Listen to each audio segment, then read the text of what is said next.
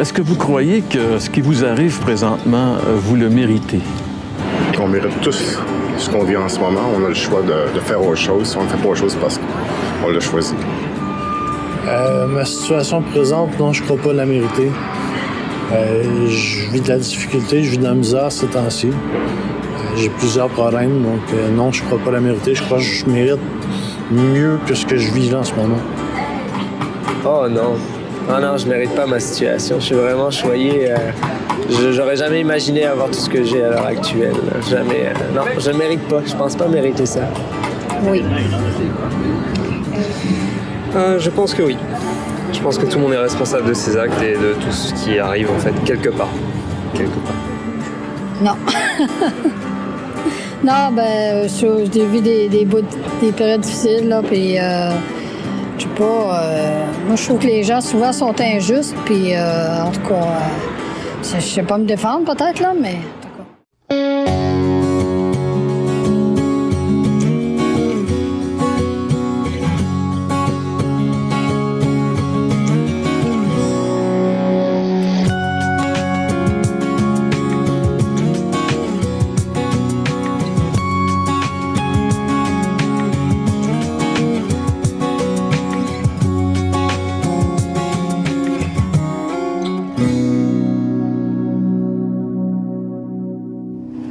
Eh bien, bonjour à vous tous et bienvenue à l'émission L'heure de la bonne nouvelle.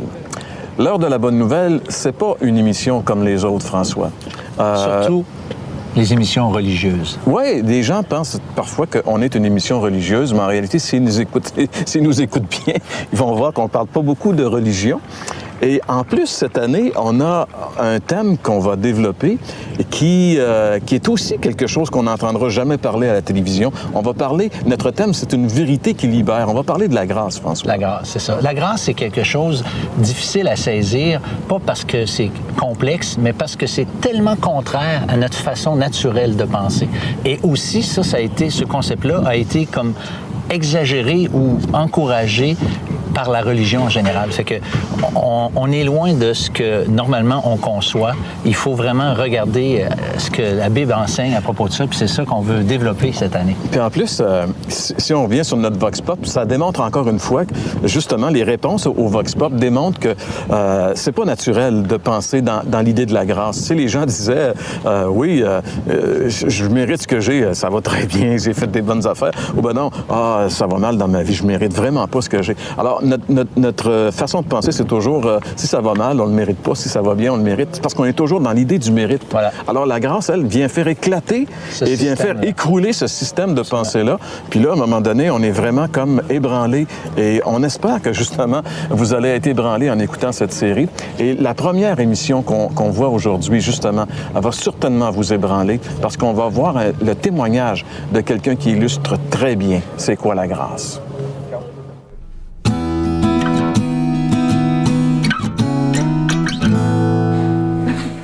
C'est la fouineuse de la famille, je te dis. Elle aime se fouiller partout, les armoires, puis des armoires. Oui.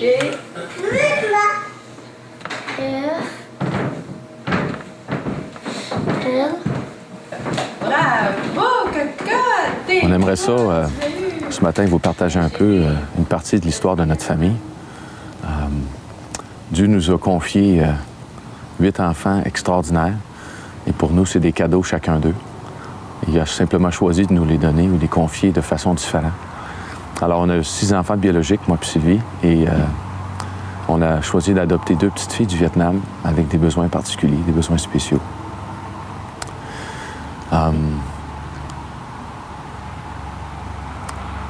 Le premier qu'on a adopté, Florange, elle a un début à sa vie un début tragique, un début dramatique. Le conjoint de sa mère, le jour de sa naissance, convaincu que sa femme avait été infidèle, a pris une machette et lui a frappé au visage 7 ou 8 fois. Et elle a perdu la moitié de son visage. Il l'a jeté dehors et quelqu'un l'a ramassé et lui a laissé sur les escaliers de l'hôpital, croyant toujours qu'elle était pour mourir, mais elle a survécu. Les premiers 3 mois de sa vie, elle a lutté entre la vie et la mort avec toutes les opérations, les interventions pour le garder en vie. Et après 3 mois, Elle a été placée dans un orphelinat. Et une dame qui est devenue dans nos cœurs très importante, elle l'a vue, puis elle a fait une promesse de trouver une famille pour l'adopter. On a entendu parler d'elle justement à ce moment-là, quand elle avait 3 mois. Et j'étais avec des confrères, on a reçu un appel demandant « Y a-t-il quelqu'un qui veut adopter une petite fille avec une cicatrice sur la joue? » On a appris avec le temps que c'était beaucoup plus que juste une cicatrice sur la joue. Elle avait perdu la moitié de son visage. Il y a aussi, j'ai répondu quand j'ai entendu « Y a-t-il quelqu'un qui veut adopter une petite fille avec une cicatrice sur la joue? » J'ai répondu oui dans mon cœur parce que j'étais conscient du fait que ma femme avait prié pendant au moins 14 ans que Dieu nous envoie un enfant qui avait besoin de nous autres, un enfant qui avait des besoins particuliers. Et plus qu'on avançait dans ce trajet ensemble, cette aventure ensemble, on s'est rendu compte que c'était la réponse à nos prières. Mais les obstacles qu'on a rencontrés en chemin, c'était incroyable. Il n'y avait pas d'entente d'adoption entre le Canada et le Vietnam qui faisait qu'on ne pouvait pas la faire venir de façon normale. Et pendant 11 mois de temps, on a tout fait pour essayer de le faire venir. Et finalement, il y a une organisation aux États-Unis qui a promis de l'opérer gratuitement, qui a fait en sorte que le Vietnam l'a permis de partir et de venir au Canada comme visiteur.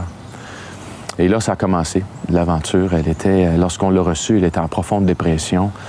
Elle a vécu 14 mois de traumatisme, d'avoir été négligée dans les orphelinats parce qu'elle était différente, parce qu'elle avait été attaquée. Elle avait des cicatrices au visage et ils n'ont pas donné les soins qu'elle avait besoin là-bas. Alors, lorsqu'on l'a reçue, elle était en dépression, elle ne voulait plus manger, elle avait des infections, des problèmes de santé. Et l'aventure a parti de là. Depuis qu'on l'a avec nous, elle a subi 15 opérations pour rebâtir son visage. On doit continuellement retourner aux États-Unis pour ces opérations-là.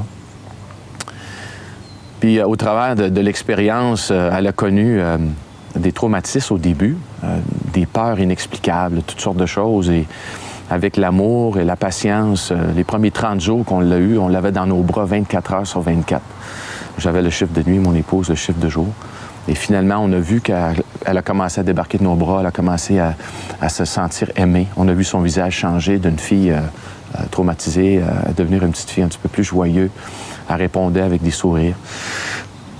On a aussi décidé, malgré l'opposition qu'on avait déjà rencontrée, malgré l'hésitation de la part de certaines personnes autour de nous, on a décidé d'en adopter un autre avec des besoins spéciaux. Et le monde disait qu'on était fous, alors si on est fous, on va s'amuser. On a demandé justement à cette dame, Dorinda Cavanaugh, de trouver un autre enfant avec des besoins particuliers. Et elle nous est arrivée avec une petite fille qu'on a appelée Rose Aimée, qui avait été abandonnée sûrement le jour de sa naissance par sa mère parce qu'elle avait une fissure labiale, fissure palatine, une bec de lièvre, on dit. Et elle était prématurée, elle pesait juste au-dessus de 3 livres. Et elle aussi, elle avait besoin d'être aimée. Et pour nous, les enfants ont une valeur inestimable aux yeux de Dieu, malgré les handicaps qu'ils peuvent avoir, malgré qu'ils sont défigurés, malgré qu'ils sont de différentes arrière-plans ethniques que nous. Nous croyons que tous les enfants doivent être aimés. Et probablement la chose la plus difficile que j'ai jamais vécue, c'est de quitter le Vietnam avec seulement un enfant et laisser les autres enfants dans les orphelinats. C'est intéressant, il y a un verset dans Matthieu 18 qui nous dit que si on fait du bien à un de ces petits, c'est comme si on le faisait à Jésus-Christ lui-même. Et je sais pas, mais moi, j'aimerais ça que Jésus soit dans ma maison. J'aimerais ça savoir que le bien que je le fais au Seigneur lui-même. Il m'a tellement aimé, il m'a tellement fait du bien à moi et mon épouse et nos enfants qu'on veut aimer ceux qui sont pas aimés. Et un autre verset que j'aimerais partager, c'est dans 1 Jean 3, qui dit qu'on doit aimer en action, pas juste en parole. Et nous, comme chrétiens, on ne veut pas simplement dire qu'on est des enfants de Dieu, mais on veut justement vivre pour sa gloire et passer à l'action. Avec 148 millions d'orphelins dans ce monde, quelqu'un doit ouvrir son cœur pour accueillir les enfants qui ne sont pas aimés, qui ne sont pas voulus. Et nous autres, on les veut. Alors, on a Fleurange et Rose Aimée. dans notre foyer. Oui, on a des moments difficiles. Certaines des opérations de Florange ont été très difficiles à vivre. Les premiers 2 ont été des échecs et ont dû justement recommencer. Mais Dieu n'a pas dit que ça sera facile. Mais il a promis qu'on serait là. Et maintenant, Florange, elle a des parents qui vont pouvoir pleurer avec elle quand ça va mal. Elle n'a pas abandonné. Elle est aimée. Et Rosemée, c'est la même chose. Ses enfants ont besoin d'être aimés, acceptés. Et Dieu nous a fait une grâce en nous aimant. Dieu nous a fait une grâce en nous confiant 6 beaux enfants biologiques et maintenant 8 beaux enfants que nous aimons et nous adorons. Et on remercie le Seigneur pour le privilège d'avoir pu investir dans leur vie. Et on espère être un encouragement pour d'autres familles pour faire cette même pas de foi, de croire en Dieu qui va pouvoir. Et de penser qu'on n'avait pas une scène pour adopter des enfants. Dieu nous a envoyé un enfant qui va coûter des centaines de milliers de dollars pour en prendre soin. Et il pourvoit tous les moyens pour le faire de façon miraculeuse. On lui fait entièrement confiance.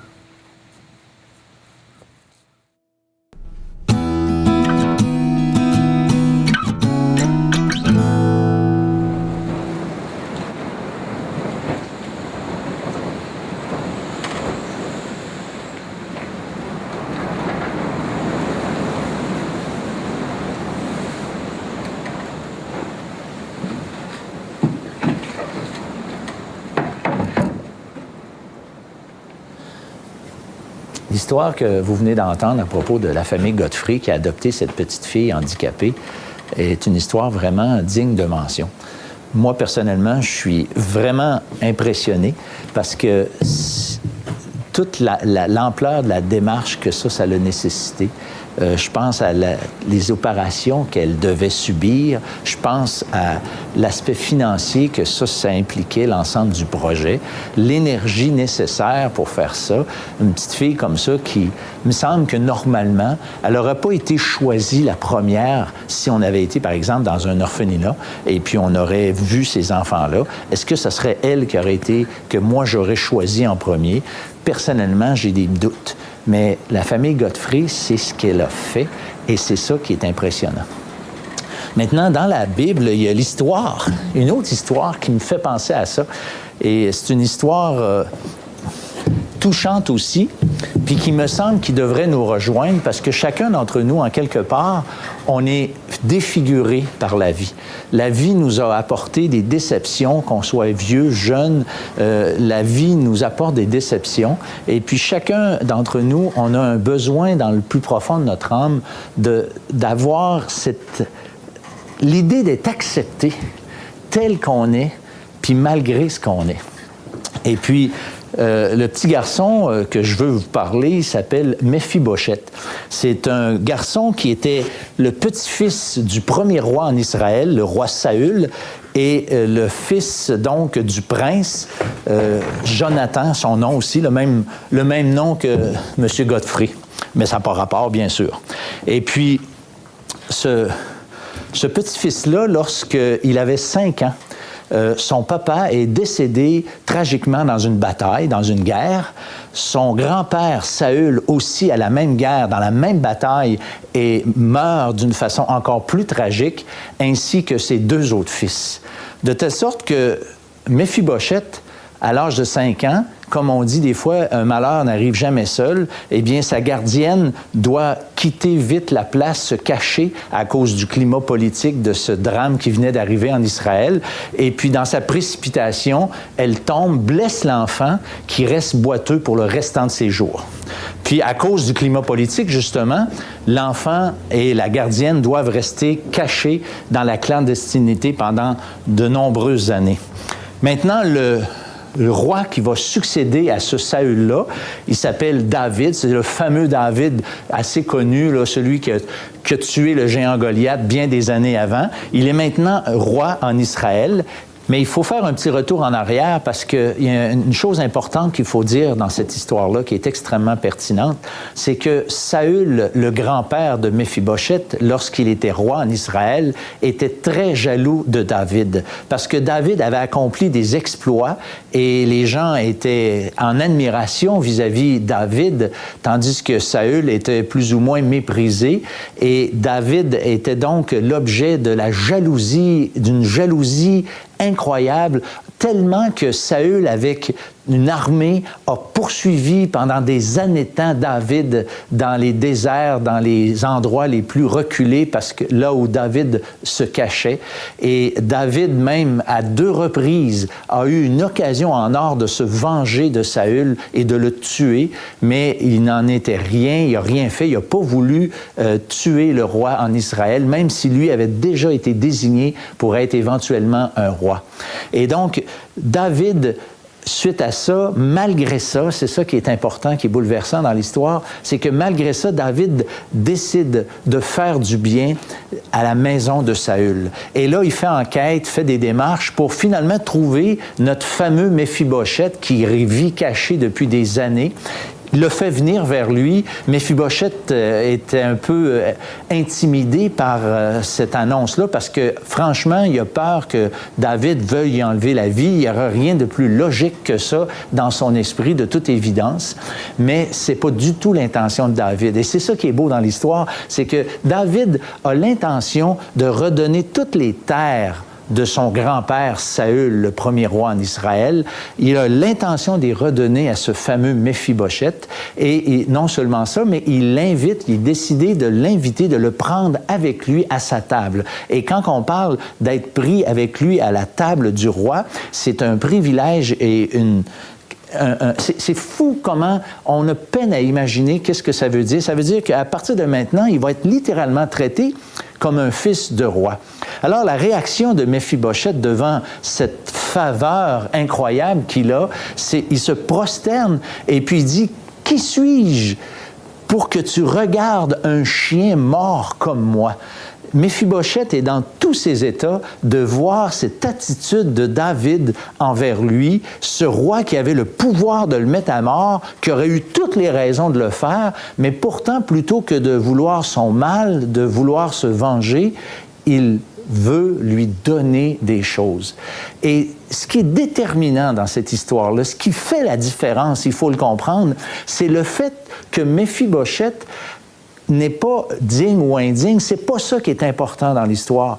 Ce qui est important dans l'histoire, c'est la disposition, la décision de David, ce roi, de lui faire du bien. Alors, l'indignité ou la dignité relative de Méphibosheth a aucune espèce d'influence sur la décision que David avait prise de le ramener comme ça dans le royaume, de lui redonner les terres de son grand-père. Et c'est ça qui est le cœur même de cette histoire de Méphibosheth.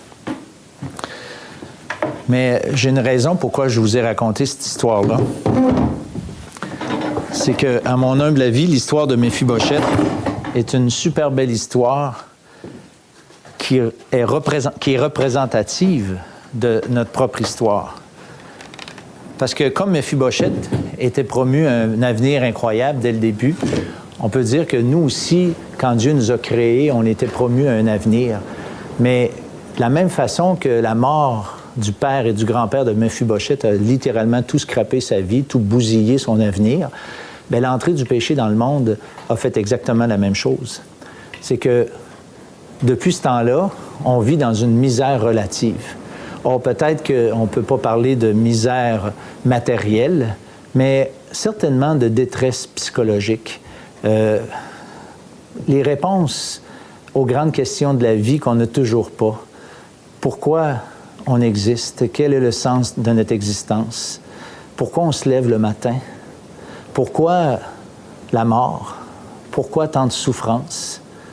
Puis, ne pas avoir de réponse à ces questions fondamentales nous rendent complètement dingues. Mais aussi, si on regarde autour de nous, on est beaucoup comme Méphibosheth parce que, je l'ai dit tantôt, on est tous des défigurés de la vie.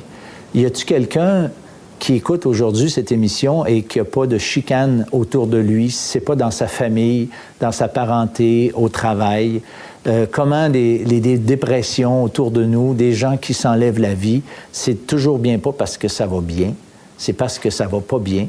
Parce qu'en vérité, on est comme Méphibosheth, le roi règne, puis on peut ici identifier le roi à Dieu, et on n'a pas d'idée, comme Méphibosheth, s'il est favorable pour nous.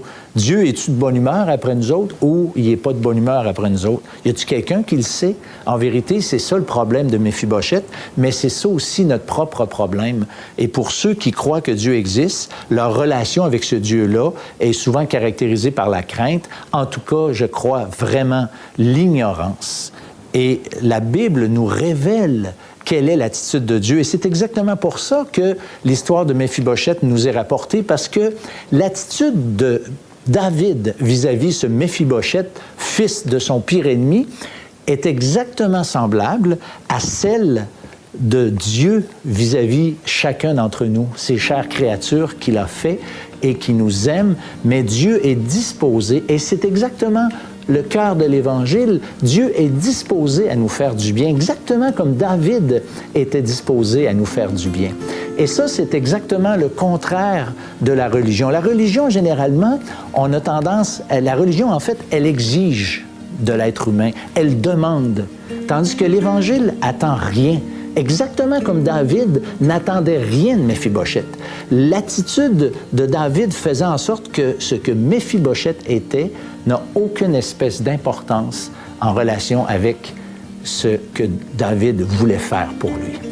Et il y a un texte qui dit « Car c'est par la grâce que vous êtes sauvés, par le moyen de la foi. Cela ne vient pas de vous, c'est le don de Dieu. Ce n'est point par les œuvres, afin que personne ne se glorifie. » Et Dieu a donné son Fils sur la croix du Calvaire, mourant pour nos péchés. Ça, c'est la preuve la plus claire, la plus évidente de l'attitude de Dieu envers nous. Dieu a tout fait. Maintenant, j'allais dire, la table est mise. Et c'est la seule façon que, pour ainsi dire, on peut être accepté à la table du roi, parce que le Christ a payé sur la croix du Calvaire pour nos péchés, pour nos fautes.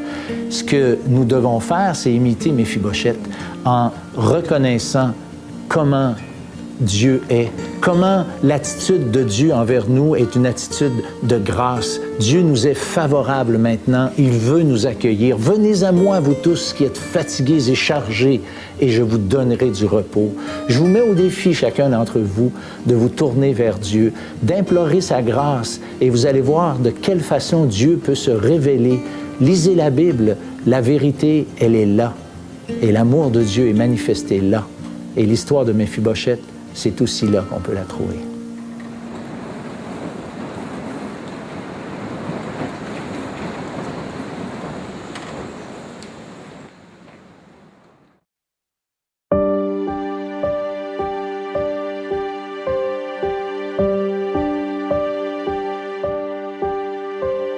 Seigneur, attire mon cœur à toi. Je te désire tout près de moi. Ma délivrance dans le danger, c'est ta présence, divin berger. C'est ta présence, divin berger.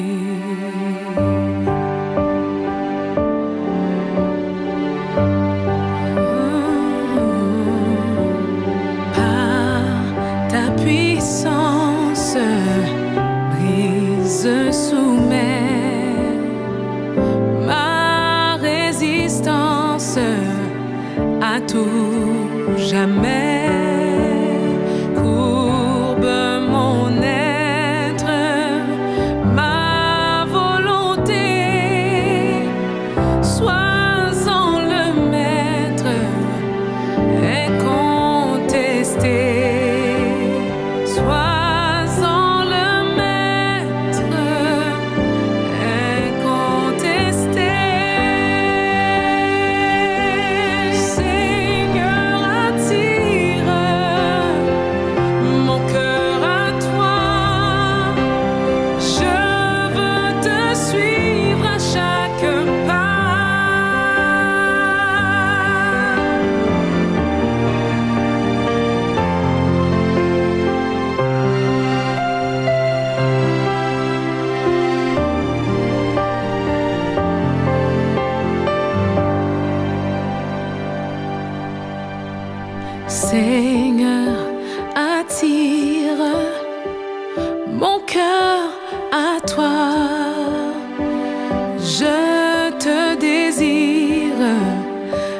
près de moi.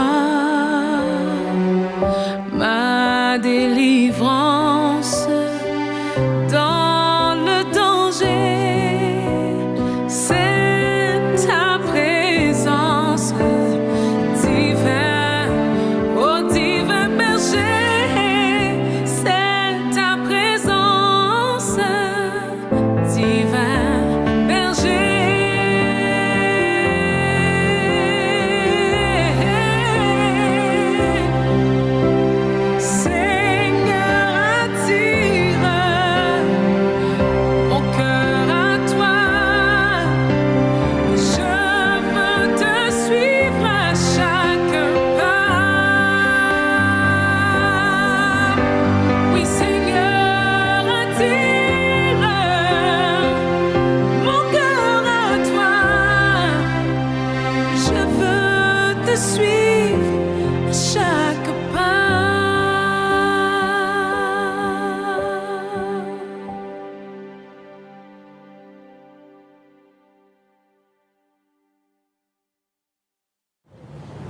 Merci beaucoup, Joanne, pour ce chant qui illustre tellement bien la grâce. Dans cette émission, François, on a eu le témoignage de cette jeune fille qui est aussi une belle image de la grâce. Cette histoire que tu nous as contée à propos de Méphibosheth, qui lui aussi, on peut pratiquement pas avoir aussi belle image dans la Bible de la grâce de Dieu. C'est une vérité incroyable quand on y pense. Oui. Et malgré le fait que c'est une vérité formidable, comme on a vu dans le clip du chant, il y a quand même un combat, il y a une hésitation, parce que c'est tellement, comme je le disais au début d'émission, tellement contraire à notre nature humaine de façon de concevoir les choses, qu'il y a un peu comme un mystère là-dedans. Et puis aussi, on répond naturellement, normalement à la grâce en se jetant littéralement dans les bras du Seigneur, en lui confiant nos vies, Mais le combat, François, il est un peu compréhensible dans le sens que nous, on réalise qui on est rien, on a raté les choses et Dieu nous offre en réalité le gros lot. Dieu nous offre la vie éternelle, le pardon de nos péchés, tout ça tout à fait gratuitement, moyennant le fait qu'on croit en son Fils. Voilà. Alors, je veux dire, c'est un échange inégal. C'est compréhensible qu'il y ait un combat à ce moment-là. Et Jésus, un jour, a dit, je ne mettrai pas dehors celui qui vient à moi. En plus, en voulant dire, regarde, peu importe qui t'es, si tu viens à moi, tu vas être bien. Jésus nous promet le pardon de nos péchés, il nous promet la vie éternelle, il nous promet l'éternité avec lui. Et tout ça, c'est gratuit parce que Jésus, sur la croix, l'a payé. Tout ce que nous avons à faire, finalement, c'est de l'accepter et de le recevoir par la foi. Et on espère que vous ne vous priverez pas de la grâce de Dieu, mais que suite à cette émission, vous allez la recevoir, cette grâce.